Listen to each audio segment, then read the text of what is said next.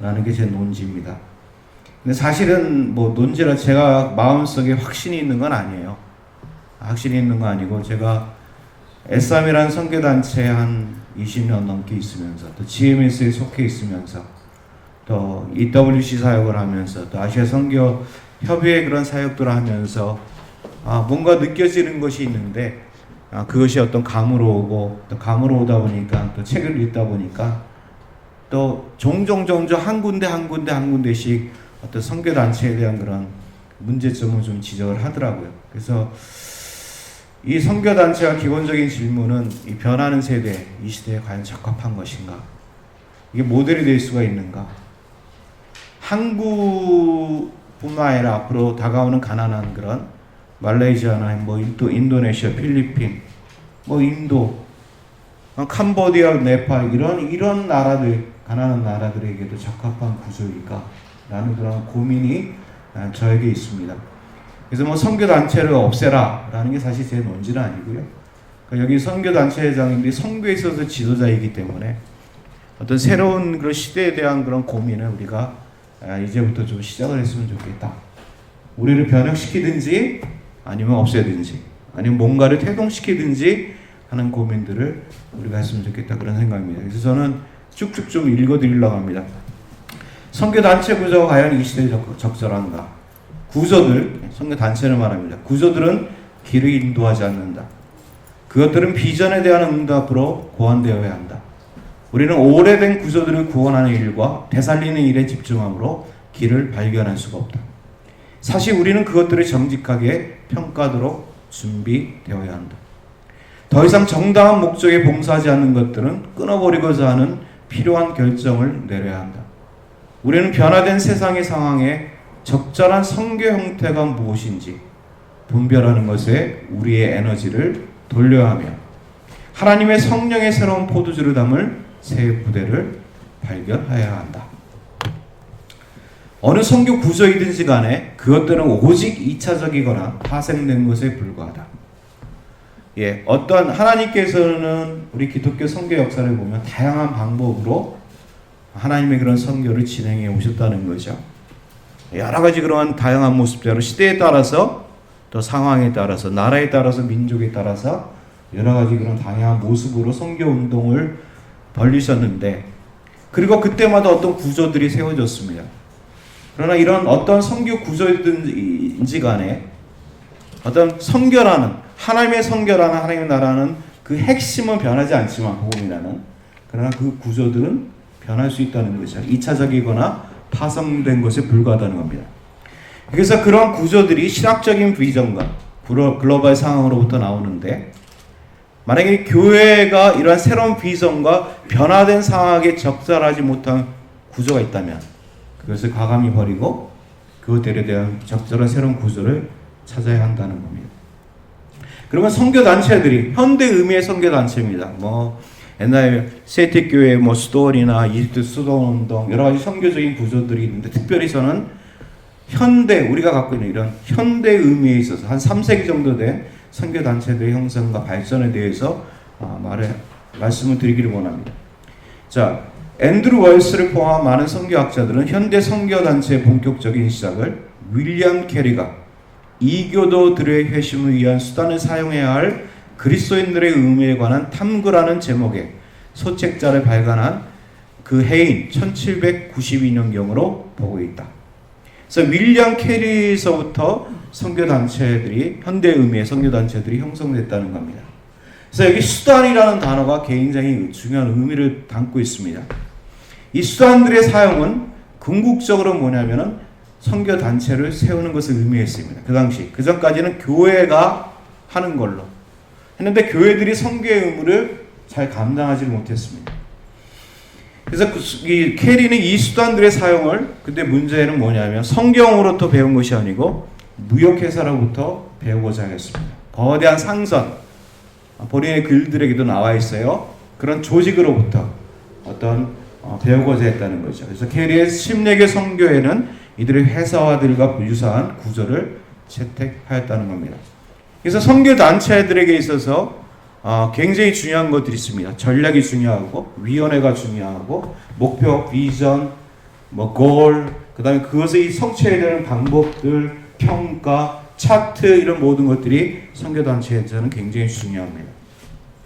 저도 SIM의 그 본부에 가가지고 여러 번씩 가는데 그 SIM의 그 본부에 가보시면 이게 진짜 종합회사를 보는 듯한 정말 감탄이 일어나는 그런 구조들이나 이런 조직들이나 움직임이든가 이런 것들을 제가 볼 수가 있습니다. 캐리로 말미암은 1792년 침략의 선교의 상설은 이후 표준적인 선교 모델이 됐다. 그래서 막 많은 선교 단체들이 세워집니다. 이후로도 계속 선교지가 세워지고 또 지금까지도 이 선교 단체들이 세워지고 있는데 최근에 들어서 선교 단체들마다 이제 어려움을 겪고 있습니다. 그는 인력에 대한 문제이고 또 재정에 대한 문제이고 또 많은 그런 현지로부터 어떤 저항이 나타나고 있다는 거죠. 또 하나의 가장 중요한 질문은 사실 이디오피아에서도 선교사가 나오고 필리핀에서 선교사가 나오고 인도에서도 나오고 심지어는 모슬림 국가에서도 나오는데 이들이 이러한 선교 단체 안에서 과연 같이 할 수 있는 그리고 재정적으로나 사역적인 면에서 같이 할 수 있는가라는 그런 고민이 있다는 겁니다. 그래서 선교 단체 어떤 구조든지 간에 어떠한 그런 폼이든지 간에 그 시대에 영향을 받을 수밖에 없습니다. 근데 선교 단체는 선교 단체의 그런 발전은 몇 가지와 영향을 받고 같이 성장하는데 첫 번째가 제국주의입니다.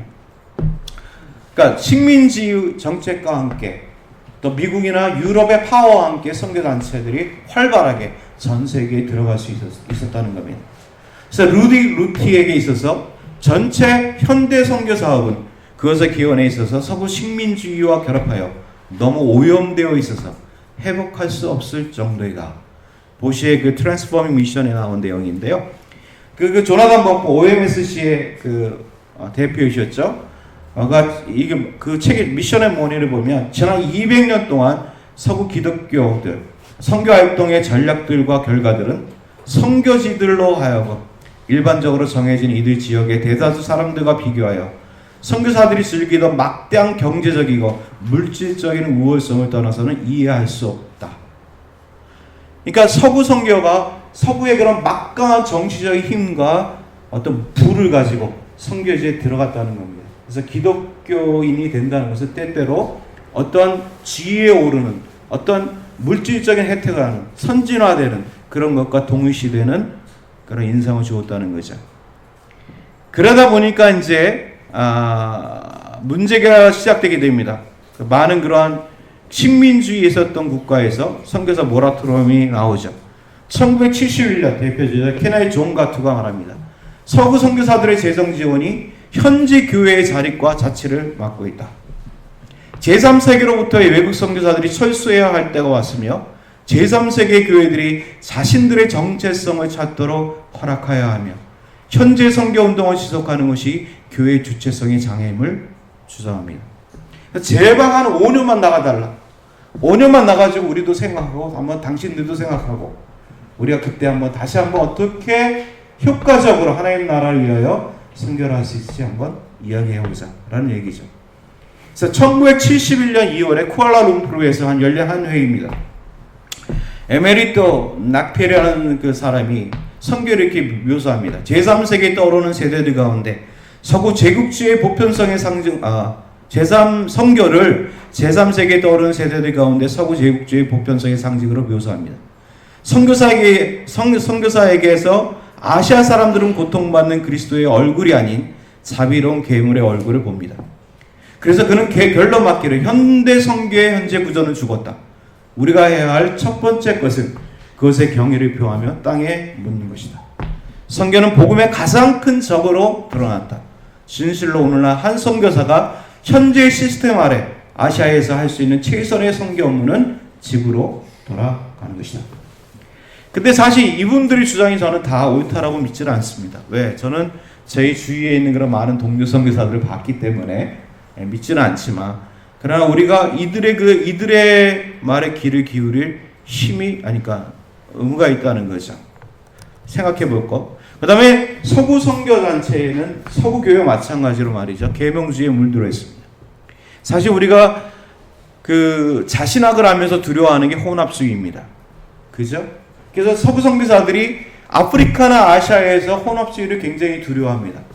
그러나 문제는 뭐냐면 사실 서구 자체에도 혼합되어 있다는 거죠. 이성주의, 계몽주의에.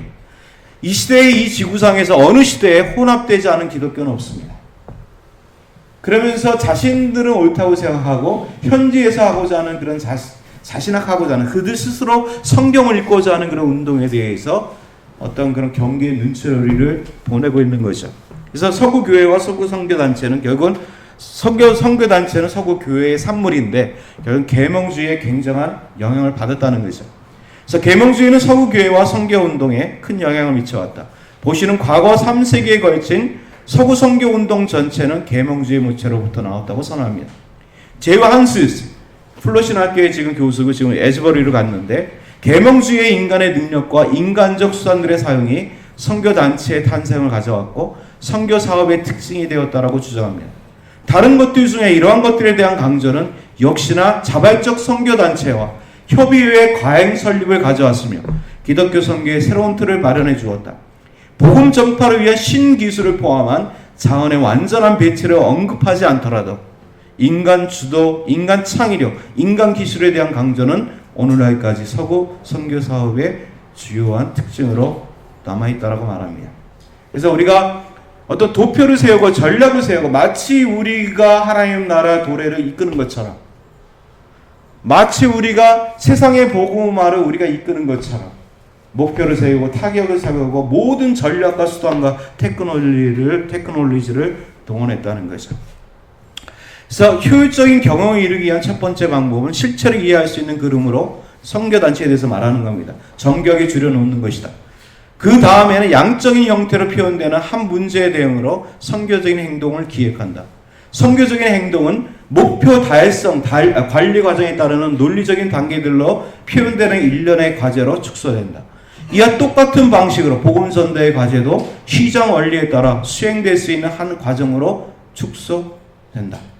여러분 유명한 사무엘 에스코바가 말한 겁니다. 사무엘 에스코바는 선교사들의 활동을 결과를 통계적으로 분석하여 도표로 나타내는 등의 실용주의적 모습들, 시장경제의 개념에 영향을 받은 결국 이 시대 정신에 굴복한 결과라고 비난합니다.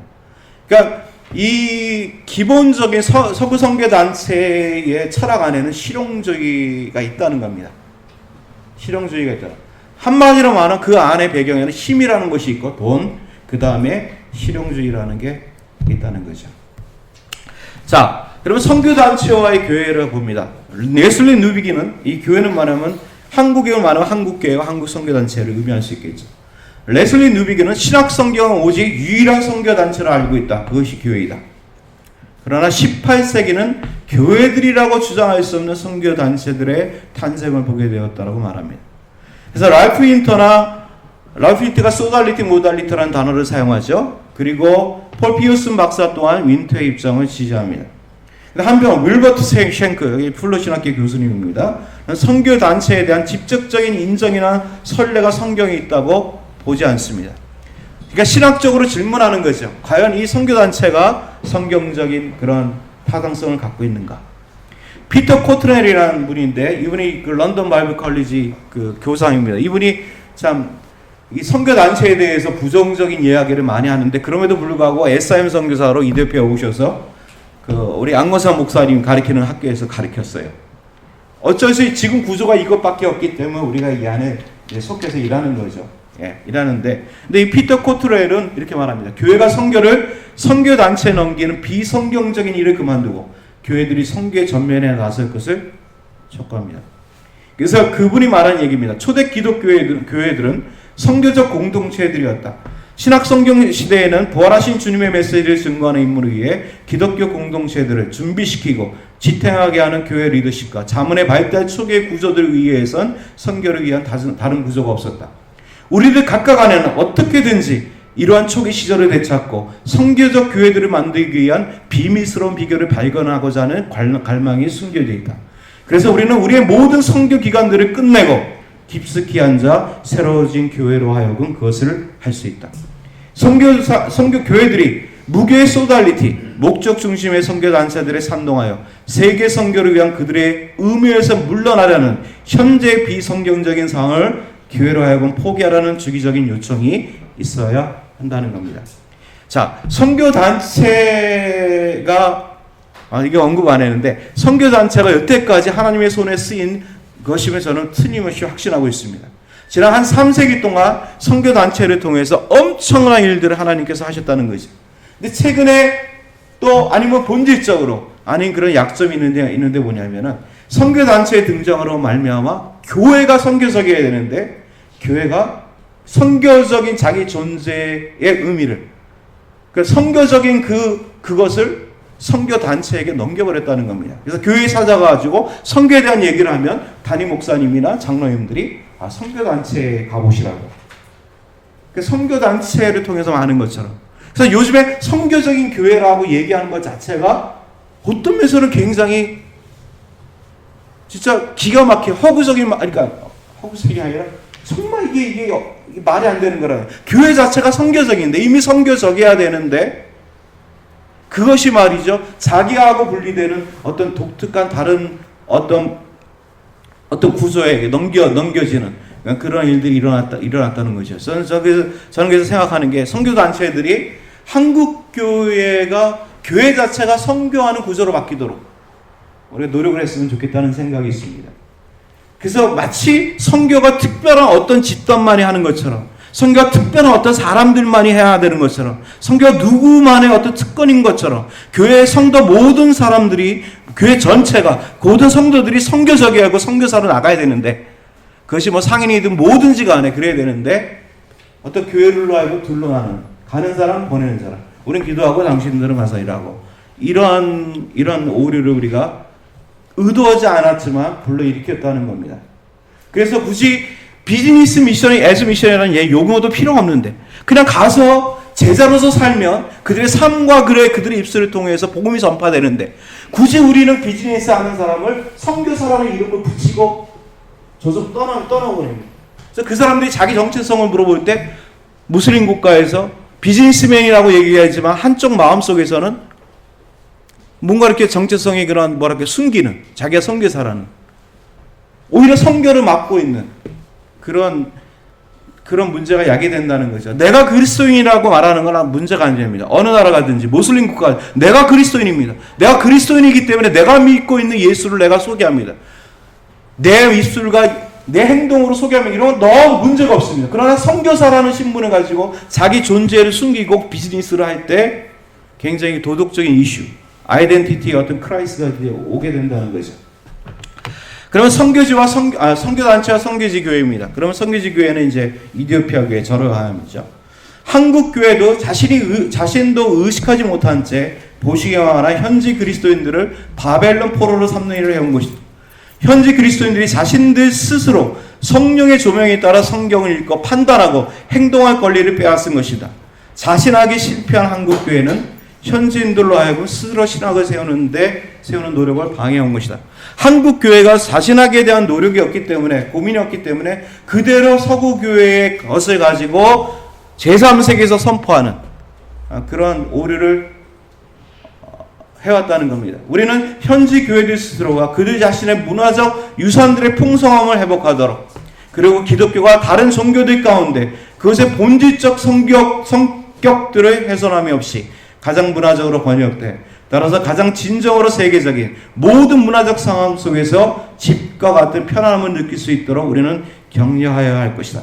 그래서 저는 이 고민이 뭐냐면 우리가 그러니까 선교사 훈련을 우리가 제3세계에서 하는데 무엇을 가르치겠느냐 이거죠.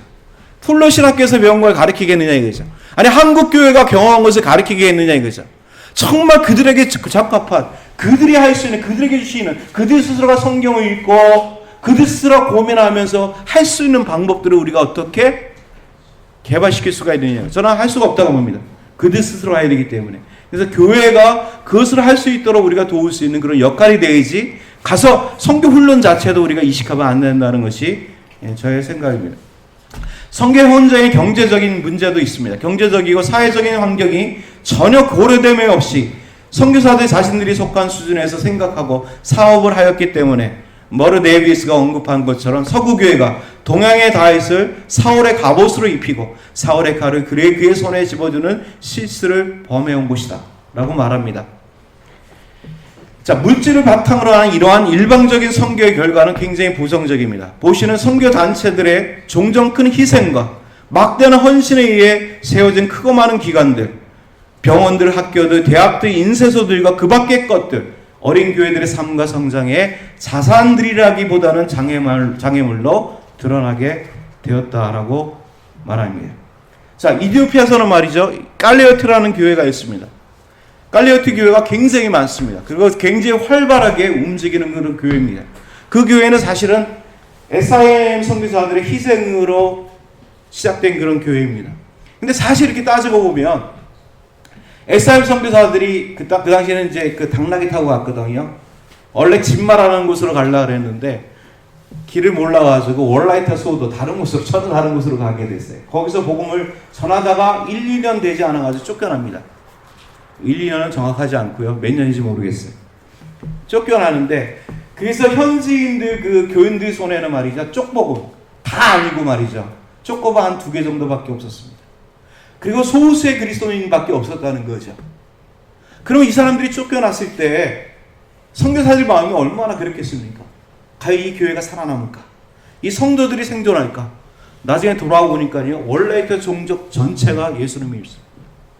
그리고 지금도 깔레오트 교회에서 월라이트 종족의 가장 핵심적인 그런 세력의 말이 좀 그런데 핵심적인 그런 사람들이라는 거죠.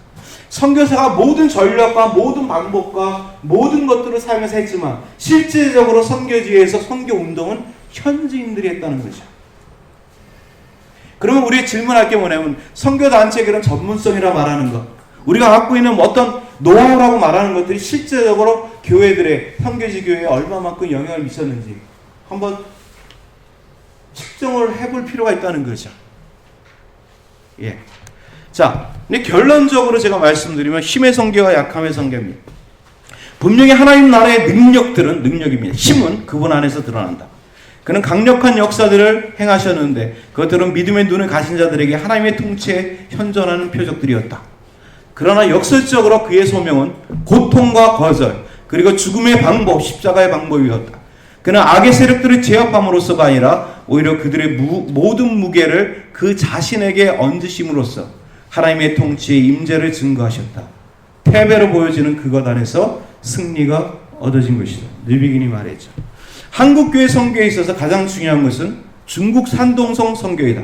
이것은 오직 현지인들을 대상으로 한 첫 번째 선교였기 때문이다. 사실 이것은 사도시대 이래 아시아 사람들에 의해 다른 아시아 사람들에게 행해진 첫 번째 아시아 선교였다. 비록 한국은 극빈하고 힘이 없는 나라이었음에도 한국교회는 어리고 가난하고 힘없는 비서구 교회도 과중한 선교 책임을 감당할 수 있다는 메시지를 세계에 보냈다. 그럼 선교단체의 그런 모델이 뭐냐 그러면 안건사 목사님하고 제가 얘기하는데, 안건사 목사님도 사실은 이 선교단체에 몸담고 있기 때문에 많은 고민이 있습니다. 어느 날 그러더라고요. 대안이 뭐냐 그러면 저한테. 저도 대안을 찾으려고 애를 썼습니다. 대안을 찾는다는 것 자체가 제 교만이었죠. 예. 왜? 그들 스스로가 찾아야 된다는 거예요. 누가 찾아주는 것이 아니고 어느 민족이든지 어느 사람이든지 간에 그 시대 안에서 자기가 하나님의 성경을 읽으면서 하나님께 기도하면서 그들에게 맞는 선교적인 모델을 찾을 수 있도록 우리가 도와줄 수 있지 우리가 만들어줄 수는 없다는 겁니다. 윌버트 쉔크는 단체들이나 기관들은 그들이 만들어진 특정한 역사적이고 사회 정치적 상황의 산물들이라고 말한다. 이것은 선교단체들 또한 특정한 시대의 환경 속에서 만들어졌음을 암시한다. 앤드루 월스는 선교단체가 서구의 사회적, 정치적 그리고 경제적 발전 과정에서 일어났으며 그 시대에 의해 틀이 형성되었다라고 단언한다. 보시의 저 유명한 말처럼 변화하는 선교는 선교가 현실적으로 변화시키는 활동으로 이해되어야 함과 동시에 선교 자체가 끊임없이 변화되어야 할 필요성이 있음을 의미하는 것이다. 우리가 선교가 세상을 변혁시키지만 선교 자체를 변혁시켜야 하는 그런 의무가, 책무가 우리에게 있다는 겁니다. 그것을 저는 힘의 성교가 아닌 약함의 성교로 돌아가야 된다는 거죠. 과감하게 우리의 힘을 내려놓고 정말 세상에 오는 모든 무게들을 우리에게 얹고 겸손하게 세상으로 나아갈 수 있어야 된다는 것입니다. 자, 성령의 창조력은 이 세상에서 발생하는 정치적이고 경제적이며 그리고 사회적인 변화들에 지속적으로 상응할 것이다. 희망이 있다는 것은 그래서 성령께서는 항상 그러하셨듯이 변두리에서 기대하지 않았던 곳에서 기대하지 않은 사람들을 통해서 하나님의 성교를 지속하실 것입니다. 그런 믿음이 있기 때문에 우리는 정말 상상도 할 수 없고 정말 이걸 어떻게 해야 될지 어떻게 돌파해야 될지 우리는 고민하고 있지만 성령께서는 하시게 하신다는 거죠. 이 새로운 성교 구조들과 후원 방식들이 나올 것이나 그것들은 더 이상 서구주도가 아닐 것이다. 3분의 2 세계로부터 비서구권이죠. 3분의 2 세계로부터 나오는 선교사들이 무대의 중앙을 차지할 것이다. 진실로 선교운동에 국제화는 우리 시대의 위대하고 새로운 사실이다. 내일의 선교 순종은 오늘날 우리가 우리 주위에서 보고 있는 것과는 거의 유사하지 않을 것이다. 아서 글라스가 말했죠. 내일의 선교 순종은 오늘날 우리가 우리 주위에서 보고 있는 것과는 거의 유사하지 않을 것이다. 그래서 저는 이러한 기대감이 있습니다. 어떻게 하나님께서 선교 운동을 일으키실지, 어떠한 모습으로 하나님 나라의 일을 이루실지, 한편 전 세계 교회가 따를 수 있는 하나의 선교 구조가 있을 수 있는가? 보시는 선교는 많은 모습을 가지고 있다고 그의 책 변화하는 선교의 마지막 장의 제목으로 강조합니다. 그러니까 선교는 많은 모습을 갖고 있다는 거죠. 나는 세계교회가 하나의 선교 구조를 가질 필요가 없으며 가질 수도 없다고 믿습니다. 세계 환경 아주 다변화되고 복잡하고 변화가 상상할 수 없을 정도로 급속하기 때문에, 그리고 각 나라의 교회들마다 처해 있는 상황이 다르기 때문에 그들에 맞는 선교 구조들을 가져야 된다는 거죠. 저는 아시아 나라를 돌아다니면서 특히 베트남을 갔을 때 우리가 말하는 선교 구조가, 우리가 말하는 선교 운동이 베트남에게는 안 된다는 것을 저는 깨달았습니다. 왜? 그들이 공산주의 가운데 있기 때문에. 그래서 베트남 교회는 말이죠, 베트남 교회의 방법대로 그들의 환경에 맞는, 그들의 정치적이고 경제적이고 사회 문화적인 환경에 맞는 그들이 할 수 있는 선교 운동이 있어야 된다는 거죠. 근데 거기 와서 말이죠, 우리식의 선교단체의 모델을 보여주고 우리식의 말이죠, 교회로 하여금 후원하게 하고 또 보내고, 그러다 보면 교회가 끊기면 또 굶고. 지금 중국 선교사들, 한국 선교사들이 중국 선교사들을 훈련시키고 보내잖아요. 한국 교회랑 연결하고, 아니면 중국 교회와 연결해가지고. 그래서 한 턴 만에 굶어가지고 말이죠, 돌아오는 경우가 굉장히 많다고 합니다. 왜? 그 모델이 바로 우리 모델이기 때문에. 꼭 그래야 되겠느냐 이거죠. 중국 선교사들은 중국 사람들 보따리 장사 잘하잖아요. 비단 장사. 13개 나라인가요? 14개 나라인가요? 13개 나라 돌아다니면서 보따리 장사하면서 예수 믿으라고 그러면 되지 않습니까? 그들에 맞는 선교 어떤 모델들이 개발되어야 된다는 거죠. 필리핀 교회가 1000만의 그런 해외 노동자들을 선교 자원으로 삼고 그들을 훈련시켜서 보내듯이, 식모로 가든지 아니면 장사꾼으로 가든지 그들에게 맞는 선교 운동이 있어야 된다는 거죠. 각 나라의 민족 교회들은 그들이 처한 정치, 경제, 사회, 문화적 환경에 걸맞는 선교 구조를 개발해야 한다. 필리핀 교회들은 1000만이나 되는 필리핀 해외 노동자들 가운데 그리스도인들을 선교 자원화하는 노력을 기울이고 있다. 13개 나라들과 국경을 맞대고 있는 중국의 교회들은 과거 중국 사람들이 비단 장사를 하는 그리스도인 상인들을, 제가 말을 했는데 이게 말이 안 되네. 문장이 선교 동력화하는 구조를 개발하는 것이 적합하지 않을까 한다. 그래서 세술은 세부대, 기독교가 진정한 세계적인 종교로 지역적인 모습을 갖출 때 비로소 세계적이라는 인정을 받게 될 것이다. 세계적으로 그리스도인이 많기 때문에 기독교가 세계적인 것이 아니고, 정말 세계적이라는 말은 정말 기독교가 지역적인 모습을 갖출 때 그것이 진정 세계적이라고 말할 수 있다는 거죠. 기독교가 지역적인 모습으로 번역되지 아니하면 기독교는 여전히 서구의 것으로 인식되고 말 것이다. 이것은 선교에 있어서도 마찬가지다. 선교의 전반적인 모습은 아직도 여전히 서구적이다. 한국교회는 기존의 선교 구조나 방법만을 고집할 것이 아니라 하나님께서 오늘날 어떻게 역사하고 계시는지 우리는 주시해야 할 것이다. 한국교회가 하나님의 선교의 흐름에 상응하고 한국교회에 걸맞는 독특한 구조를 개발한다면 세계선교는 한국교회의 새로운 선교 구조를 통해 이전보다 더 큰 풍성한 혜택을 누릴 수 있게 될 것입니다. 그래서 그러니까 우리에 맞는, 한국 상황에 맞는, 정말 우리 한국 사람들의 심령과 문화와 역사와 우리 속에 있는 이런 것을 우리가 개발할 때, 그리고 세계교회의 상품으로 내놓을 때 세계교회가 같이 복을 받을 수 있다는 겁니다. 그래서 저는 우리 선교단체장님들 보고 집회를 문 닫으라는 거 절대 아닙니다.